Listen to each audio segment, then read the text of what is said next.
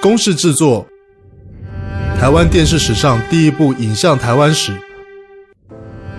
从台湾岛的诞生一直到20世纪结束，节目中的每一段故事都真正在历史中发生过，每一个出现的人物都实际存在过，而他们所说的话也都出自于历史文献的记载。原住民与汉人的祖先在不同时期横越海洋来到这座美丽岛上，数百年来，祖先经历了无数战火、殖民统治与天灾，但是台湾人民坚强地生存下来，从贫穷到富裕，从专制到民主，台湾人民共同打拼出自己的历史，这是我们祖先的证言，一个充满磨难与希望，属于我们自己的故事。打拼台湾人民的历史，将与台湾人民分享祖先与我们共同走过的路。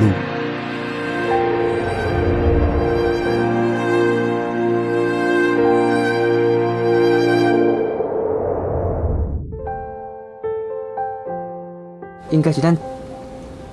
人有史以来第一遍，真正系统性，透过这个啥，透过这个电影，还是讲透过电视影像的啥，迄历史和一般的国民去接触。咱一般的人观众，用透过这个影视，毋免去看册安尼吼，看甲灰long long，看个电影，大家让咱用心过来伝想来讲台湾这几百年来发生什么代志。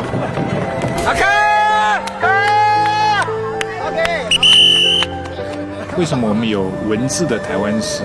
有漫画的台湾史，但是没有一个好的影像台湾史，甚至不要讲好，甚至连个影像台湾史大概都没有。那我们都读过这个杨逵的这个压不扁的玫瑰花，其实真的台湾的社会，台湾这块土地就像一个玫瑰花这样的灿烂。我们应该是真的摊开历史来去面对它。我认为只有一个敢于面对历史的民族才有未来。既然是台湾人民历史，那么它是全史，当然从韩国开天，从史前史开始啊。一方面是这样比较完整，另一方面是这一部分呢，没有人碰触过。这是第一部完整的台湾历史的演变。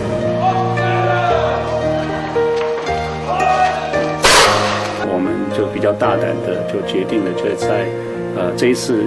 我们以重建的方式，而不会是过去用旁白，然后用访问、用照片、用图片这比较死板的一个方式去呈现历史。现在的阶段都可以撞。对于公共电视来讲，我想公共电视接受国家的捐赠然后接受人民的捐赠。那么，如果我们能够借有一种比较具有活泼生动的记录影片的方式来加以处理的话，其实可以让更多人来了解自己生长这块土地的过去以及现在，甚至可以看到未来。观众想要看的，以及真正会感动的，还是这些小故事。3、2，谁做了什么事，那个事情是人性的光辉哈。是对人性是有帮助的，我觉得那个东西是真的是有跟观众是最大的touch。读历史的过程是比较属于理性的过程，可是当我要拍的时候，这些东西慢慢消化到反刍，这绝对是感性层面的东西。我想公司应该是做一件大的事情，很好的事情。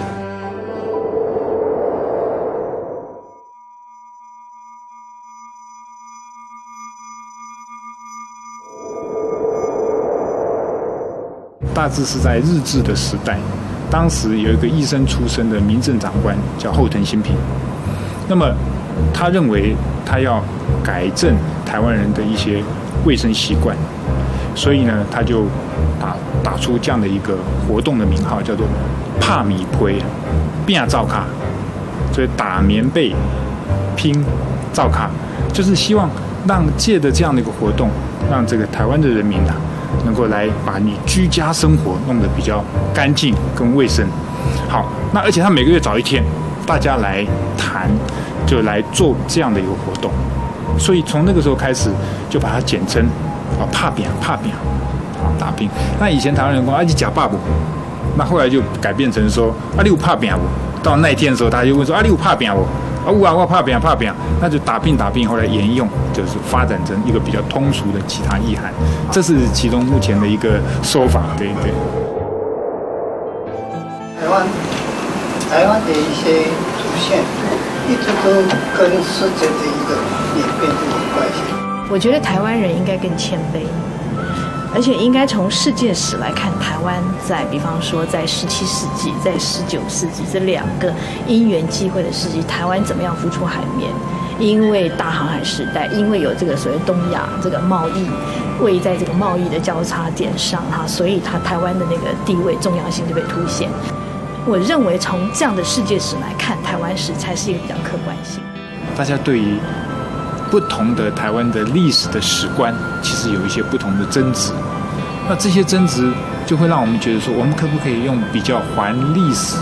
就是历史，还事实就是事实的角度，我们用这样的一个角度，制作一部可以比较让大家可以接受的台湾影像的历史的节目。透过这个，让生活在台湾的人，这个各种生活在台湾的人会去认识的台湾，也认同台湾，这是我们希望这样的一个目标。我们这一部纪录片绝对不是只做给知识分子看的，是要做给大众看的但是它是以专业的研究作为基础所以我们一开始就证明什么？就是台湾人民历史，是人民的历史，不是统治者的历史。今天公共电视集合大家一起来做这件事情，绝对不是要这个用那种这个美化这个历史的这种方法去建立台湾人民的一个虚假的一种自觉故事，而是经由很深入的真相的一种呈现，去找到自我。我觉得历史绝对有观点的问题，不可能没有观点的问题。尽量呢，在这个敏感的议题里面，我们尽量能够2兆或者是多兆的立场都要照顾到，起码都要介绍到，这个确定清楚，才能去进入历史的，包括解释，包括历史的选材。取史的话，我想一定是有史观的，我想这个是免不了的。但是那个史实很重要，史实很重要。所以在这个史实里面那么也就是说这个史观里面，它必须要有一些事实，那么做基础。因为你要把这个时候所有的历史要拼凑出一个能够既符合事实又符合看得有趣，历史看得有趣，有时候又有所偏颇，所以在所有的简洁结构上面变很重要，说故事的方法比什么很重要，也不能说叙述故事、叙述历史的方法也很重要。但我在拍摄的时候，一样会处理到我的角度是什么，一样会影像的创作跟文字创作还是不同的。这拍出来的时候，当然有很多的想法，或者说法，可能大家不同意的，他不同意没关系嘛，我们不能说这样的未来可能怎么样来顾虑之下来拍摄纪录片，我觉得这样的话，我们都不要拍了啦。这个过程会是一个很严重的 debate， 但是我觉得我们值得这样做，因为唯有这样做，我们才能够拍出一个不一样的东西来。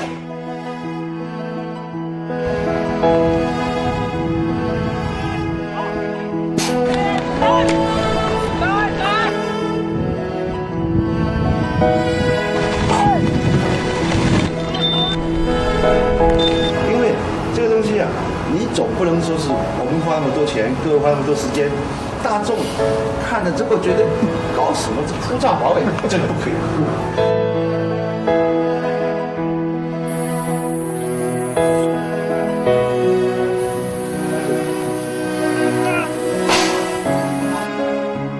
那如何再把历史观点降得最低，然后把历史还原到一个可理解的 ，OK？甚至有趣的，让你吸引人家注意，是我觉得在我简介里面很重要的任务。啊，我们就配合讲导演你当中文安尼吼，写卡本也是讲包写研究，伫安尼讲啊落长，我当讲话讲，若要讲这个时代，我讲问讲讲一年嘛讲袂了，啊，也当用差不多40分钟、50分钟来表达出来。所以你真的是很难哈，在50分钟里面讲太多故事，因为台湾这几百年来是一个殖民史啊，然后它的战火是不断的在台湾是一直不断的发生的，所以要在这么短的篇幅里面要讲这么多的故事哦，我觉得很可惜。其实每一个段落都可以发展一个很好的 epic film， 就是一个史诗影片。我觉得历史的是想象是超过的事实与否。那我也希望能够把这个属于历史的东西给观众看到的是一个历史的想象的部分。那完全用那个模拟再现的一个方式，也就是用剧情片的方式来呈现纪录片。它是直接从那个历史中去找出历史人物来自己来现身说法，来说他们那个时候的故事。真实感动人性的东西才感动，人性。包括228事件发生的时候，很多外省人被所谓的本省人，就是火罗朗还是客家人，甚至原住民藏起来的故事。然后也有很多本省人，他可能会被抓，可是有1-2个，有一些外省的公务员或什么，冒自己的生命危险也去藏了外省人，藏了本省。类似这样的故事你没办法讲，不是你不愿意讲，是没有那个篇幅，没有那个篇幅。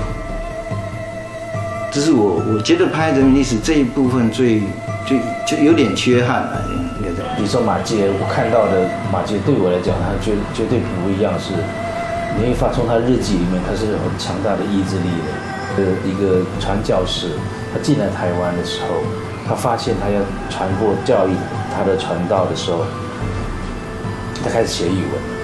我觉得这个动力对我来讲是非常非常漂亮的，非常不一样的起草。是跟传道士不是说马偕是说与马偕是因为呢那个动力让我觉得他开始极度的汉化，他跟他的随从吃大锅饭等等等等，这样的影像在历史里面是我想捕捉到的。像郁永河这个角色啊，哈，你可以去把一个探险家，19世纪的探险家，他怎么样发现台湾，在那个时候的台湾，而且他以他一个自以为的文明者，好像入侵到一个蛮荒世界。当他越走到这个台湾的旅程的末后，他越来越自行惭愧，他觉得所谓文明跟野蛮其实可能是对调的。那块我就觉得非常有趣，越有发挥空间。我到拍摄现场的时候，我比较关心是人物角色的问题。刚才我们谈郁永河，郁永河在我脑子里面本来是它并不是很大篇幅的，可是对我来讲，它一直吸引我是一个秀才，一个典型的汉人的秀才，确实有种不一样的性格，他有种冒险家的性格60几岁跑来台湾，然后60几天从南到北，哇，那他那种毅力跟好奇心对我来讲比什么都重要。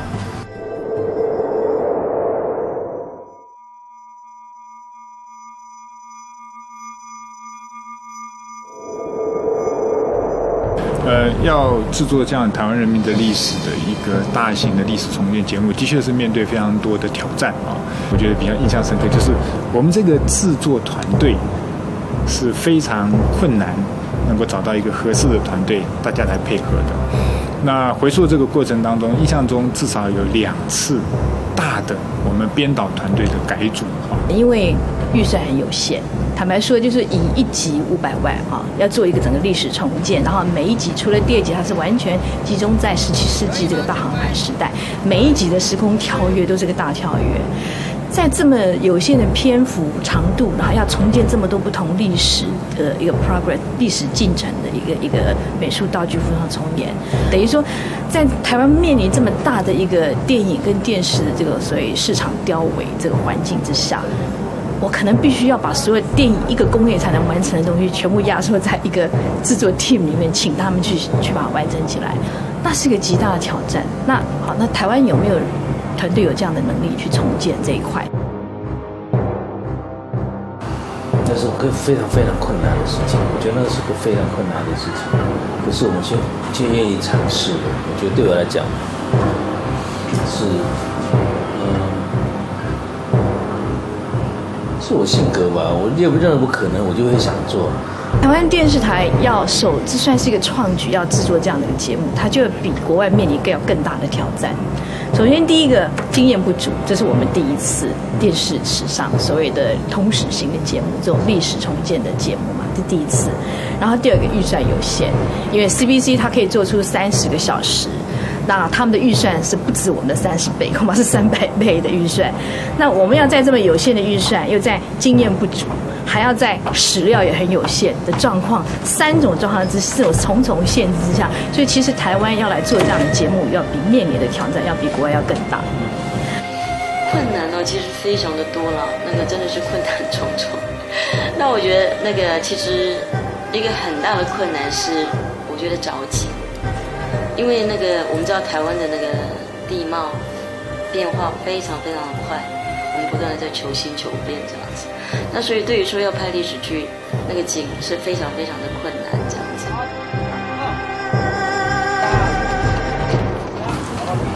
其实这个剧本整个经过很多人，对不对？很多历史专家抽丝剥茧、整理架构起来一个故事。那对我来讲，你说前面的准备工作，对我来讲就是如何重建。对我来讲，那时候的导演的工作，甚至美术的工作，甚至整个production的工作，是如何重建的过程。重建对我来讲是事先比什么都重要，可是你知道那是很难的，因为台湾地方那么小，所以人那个地形地貌都变了，所以重建是一定是我们必须花很多精神在拍的，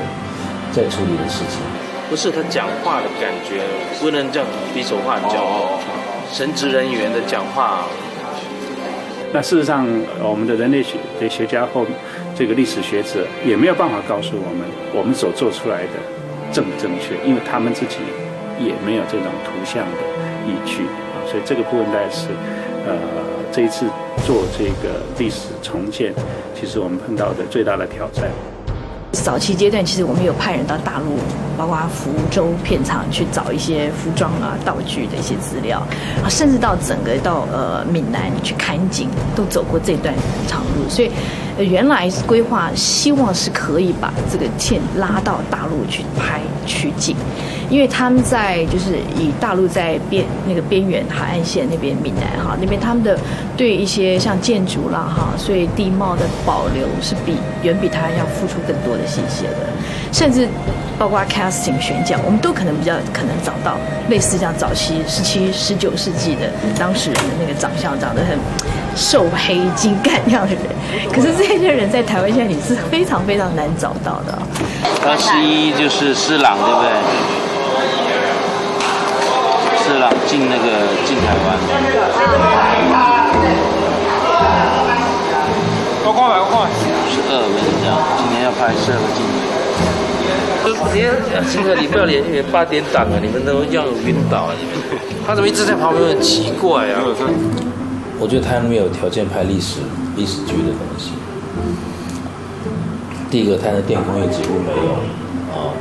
那拍的历史谈得容易从衣服、从美术的人才这些东西。那我觉得我们的 team 以套一个王亚威的意思，以一家的公司做整个电影工业的事情，那是个非常非常困难的事情。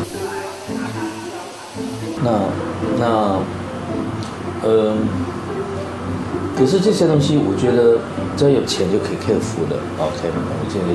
可是有的东西有钱克服不了的时候，我觉得地形地貌的问题比如说我们拍基隆港，拍淡水，那几乎无法起劲了。整个你几乎找不到一个当年那个原貌是怎么样的东西，甚至你也无法找到比较接近的台湾就那么小。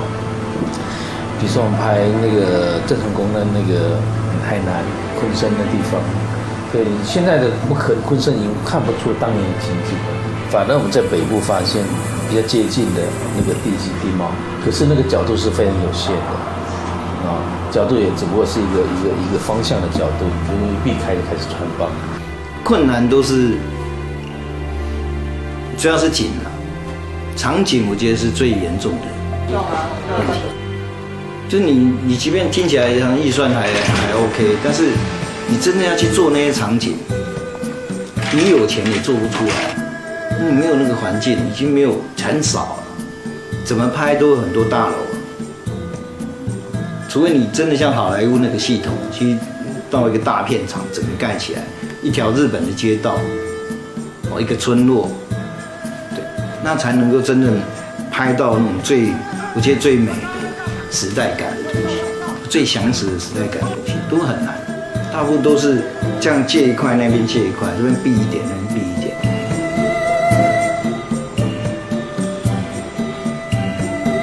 那我们拍的时候连照相术都没有，靠的非常有限的历史资料里面去重建，连画像对画像都没有，所以是相当困难的。我觉得最大困难你不问我觉得最大困难是除了地形地貌的转换之外，我们的人种也变了。OK。那事实上其实我拍的时候，我最想拍的是人的脸型。本来我企图是拍不同的汉人从我们移民社会的脸型的变化，对我来讲是最有趣的。因为我觉得汉人来台湾之后，经过好几次的各民族的融合，所以对我来讲，台湾人那个形象吸引我超过于任何事情，可是我很难拍到这些东西，因为人种已经变到现在跟我原来想法不太一样。第二个就是重建的过程，这些人都变胖，没有一个瘦的。那年代不可能有胖子，很简单。所以你知道我们找演员的时候，每个碰到的问题就是胖子太多。没有，你那时候应该生活条件应该都非常瘦才对，没有胖子。那我们几乎找不到瘦子，甚至我们在原住民里面真的找不到那个干瘦的那个人的体态形状都变了这样。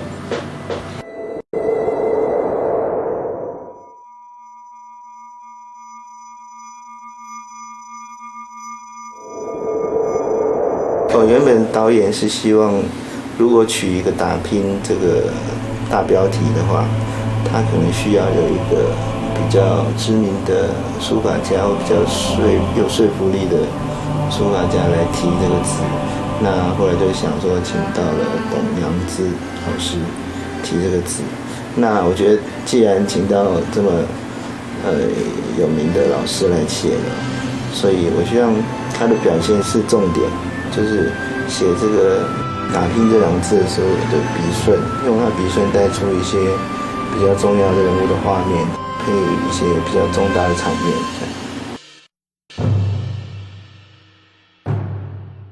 你要怎么去重建？它很多东西就只是书上面一段文字，这个文字交代了什么？那你这个文字你就转变成画面，转变成场景。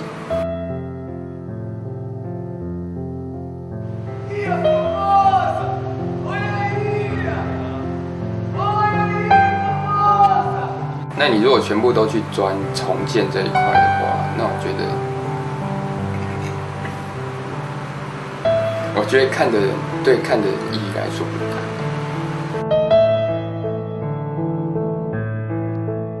我觉得反而是给他们一点想象的空间，因为我觉得历史这种东西其实是很浪漫的。不要说完全不按照那个，我只是觉得那种也不到抽象的程度，但是至少是我觉得是写意的，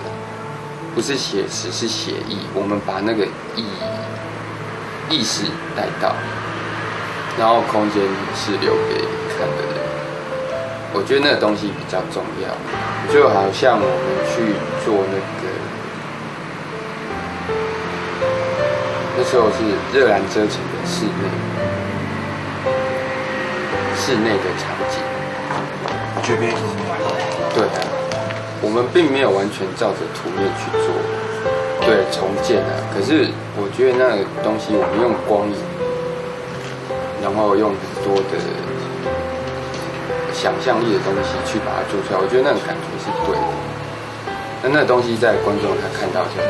他自然就感觉对的。但是我们并没有特意去跟他说，他就是这个样子。他们那个是，我们告诉他的是说，他们的觉得的气氛是什么样。我觉得我们抓的是气氛的感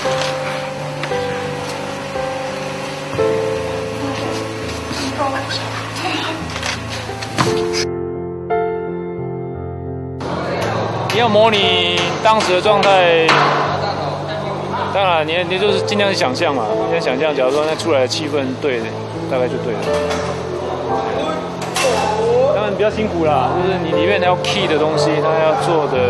工要做的比较细，比较细出来的效果就会比较好。那当然，你假如说能在外景拍，那当然外景就是最好的，比较接近当时状态，而且没有进片场还是好控制，但是你就是要花一点功夫。我最兴奋的是去做船的那一块嘛。我记得有一次就是当我们到那个第2集的拍摄现场，拍那个郑和海战，就是916台江外海之战那场戏的时候，我们请了那个翁佳英老师，就是我们第2集的指导委员，到片场去的时候，我可以看到他那个表情就是那个，但是好像，我看他那个高兴，就写在他的脸上，就是他，因为他之前去过荷兰湿地去采访过，所以他也知道说那边也重建了一艘17世纪大航时代的那个韩国那个战舰在那边。所以当他看到我们把那个船舱复制在巴黎片场的时候，我看到他那个兴奋就一个学者来讲，他的那个 paperwork 研究报告被阅读了，然后被消化了，然后被改变成一个影像，说他那个喜悦完全在他脸上可以读到，所以那个重建度真的是高达90%以上。他说连大炮都饥渴乱真所以这一点我还蛮开心的。像我们聊一聊，跟导演聊聊，之前你给了他那个限制，就自然有很大的把握，因为你也不能让他说，他今天就想拍一个海战，用的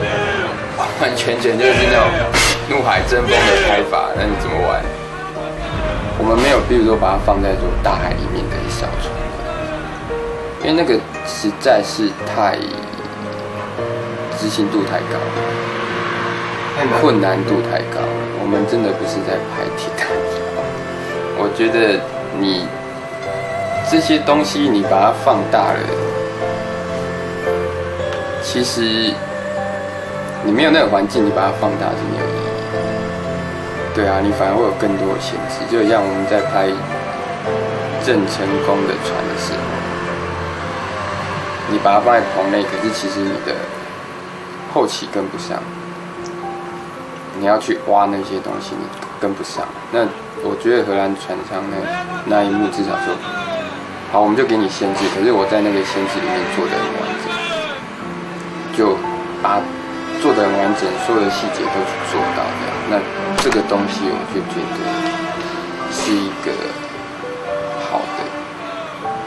因为你一样可以拍出那种感觉，精致度都可以做出来。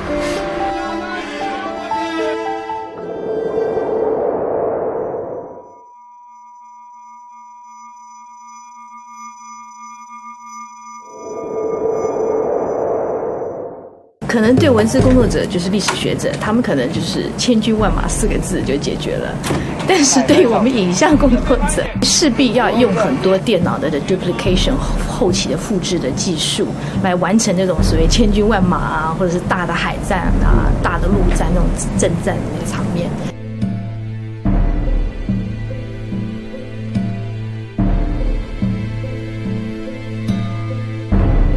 而且这部片子又是我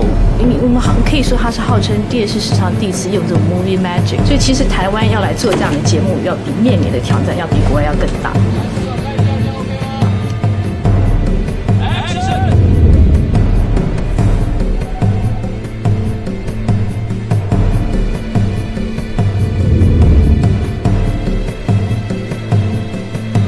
型的话讲起来会非常复杂吧，就是说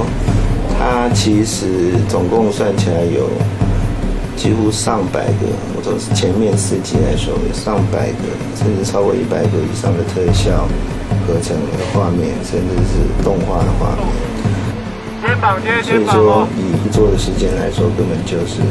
非常的艰巨的任务啊。也从来没有，我觉得从来没有一个电视节目是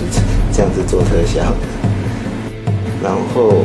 一开始可能因为时间的关系，也因为经验，或是我觉得很多时候是需要磨合的。我们广告片做很多，所以我们经验上去处理某些细节的特效的时候，会比较吹毛求疵一点。可是电视剧好像不容许你做太大细部的动作，所以说我们可能尽自己的努力，或是尽可能吧，做到一些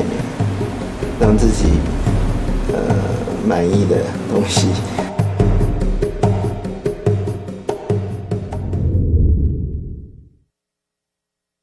其实就是在讲一些历史，或者是说比较有考据的纪录片的时候，可能牵涉的会比较严肃一点，所以我们通常拍起来或是看起来感觉会比较枯燥，所以说导演跟我的想法可能会加入一些比较新奇的动画表现这样子。基本上我希望是每一集啊，它其实都有一点特别的味道吧，就是说，比如说第1集我们比较重视一点戏剧，一点真实地球演变的过程，台湾怎么生成的这样子。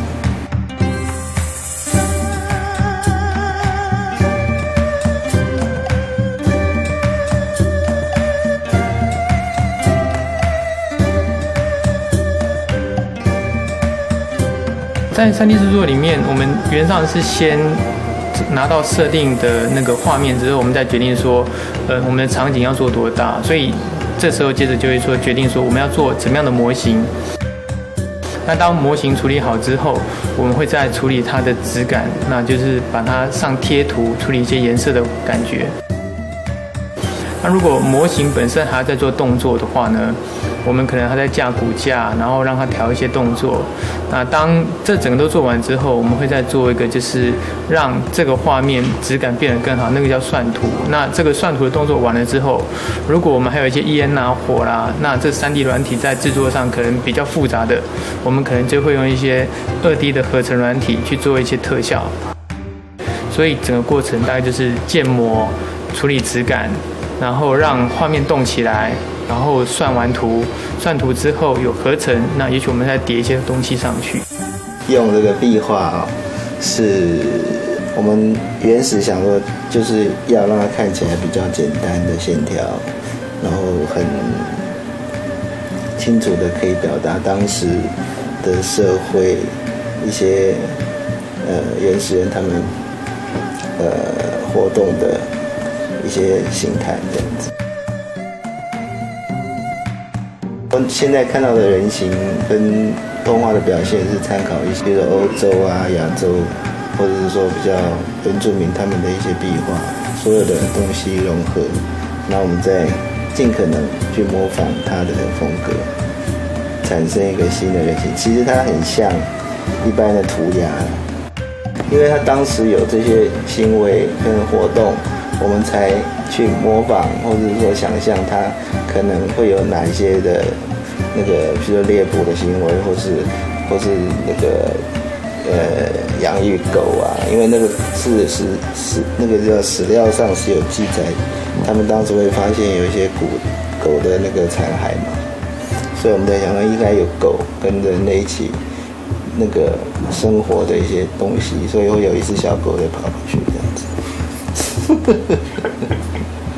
对啊，那其实是我们就是发挥一点想象力啦，让这个比较可能比较严肃的，或者是比较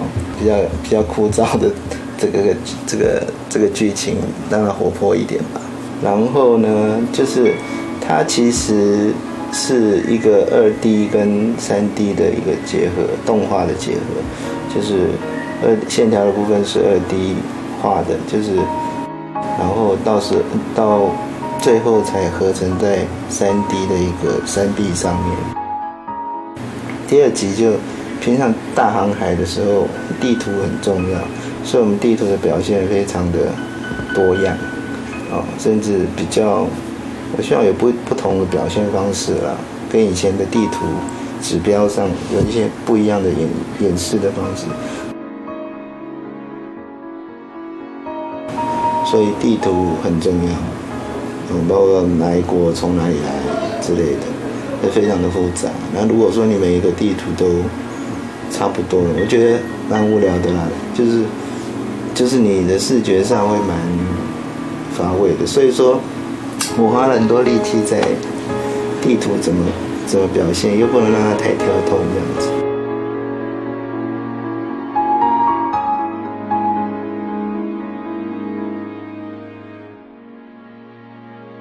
那第3集就有一点倾向戏曲啊，比较活泼，因为它本身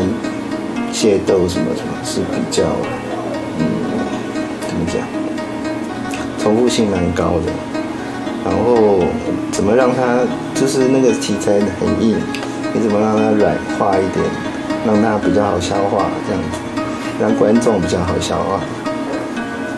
我觉得看起来是一点有趣，这样有趣中间你就无形中会吸收它的剧情的要给你的东西吧。其实我还蛮喜欢用一些比较古典的素材加在这个案子里面，就是说它其实我想用一些古典的元素放在现代的，比如说特效或是 CG 上面，它给我们感觉比较有一点历史特色吧。那皮影戏是很有趣的一个戏剧，我觉得它是很有美术感，很有图案式的感觉，甚至是动画式的感觉。那当初其实是想用真的皮影戏团来演，可是因为可能要重新制作皮影戏加上它的那个戏剧可能要重编，加上那个戏团的时间还有经费种种最后可能我们想到一个比较新的方式，它可能有动画表现，也蛮有趣的。我希望它有一点抽象式的意涵。那尤其是我看到朱一贵的故事的时候，我觉得它本身就蛮有戏剧性的。养的鸭子啊，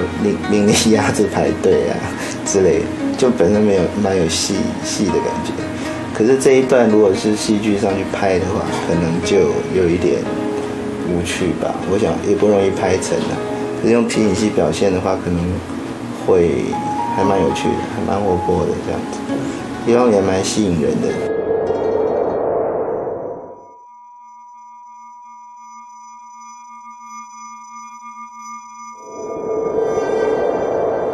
因为台湾的历史是还蛮具戏剧性的，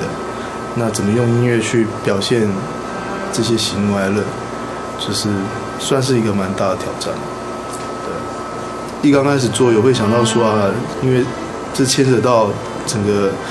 台湾的历史，所以有想到很多台湾的古调啊，或者是一些日据时代的歌曲，或者是什么。可是我后来觉得我应该有我自己的感觉来做出来，我不是希望说我参考这个参考那个，然后就是它就是这样弹出来了。你会看到感觉好像是看到一个时钟，它的时针在倒转的感觉，就是那个时间流逝的感觉。然后我会觉得它是有一点感伤的元素在里面，可是我不全然觉得那个是一个很悲伤的旋律，因为我觉得它在悲伤的一部分，对我自己来讲也有部分的希望的感觉的元素在里面，可能很像是小时候听到的某一段旋律或者什么之类的，就是它会让你，这起码会让我自己有一个好像是一个旧时光的感觉。其实真正这个主旋律对我比较有开始有共鸣的时候，是在做片头的时候，因为片头音乐要先出来。一刚开始做就是想要用弦乐器，因为弦乐器毕竟是对我来讲还是在情感的张力上面是比较丰富的乐器。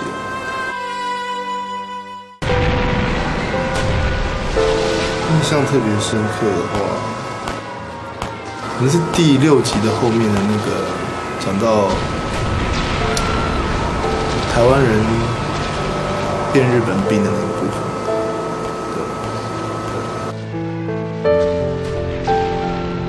可是战败之后，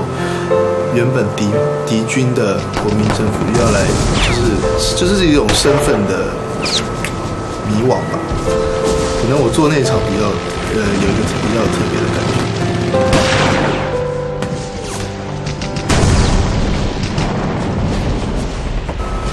或许是那个部分的历史比较靠近自己，所以比较有 connect， 比较有连接。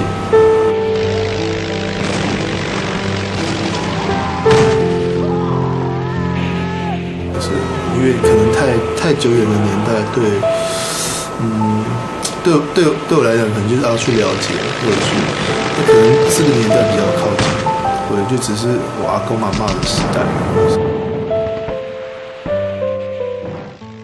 其实很简单的那一段的配乐，其实很简单。可是我通常有时候觉得，越简单的东西，好像有时候特别能感动人吧。那场音乐就是我有把主 melody， 它是一个吉他的版本，然后配上笛子吧，然后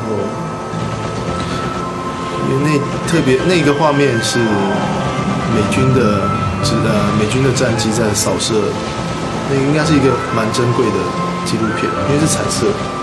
从战机上面拍被扫射的台湾，对啊，那段蛮有感觉。然后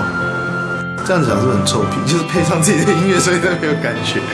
可是就是对我来讲，那一场戏蛮有感觉的。对，或许是那个纪录片带给我的感觉，就是对啊，就是或许因为自己没有经历过那个年代，那特别会觉得。看到那样的画面，尤其是你看到自己的土地是这样被轰炸，会特别有一种觉得难过吧？对啊。可是自己又没经历过那个年代，所以我只能用音乐去描述我的感觉。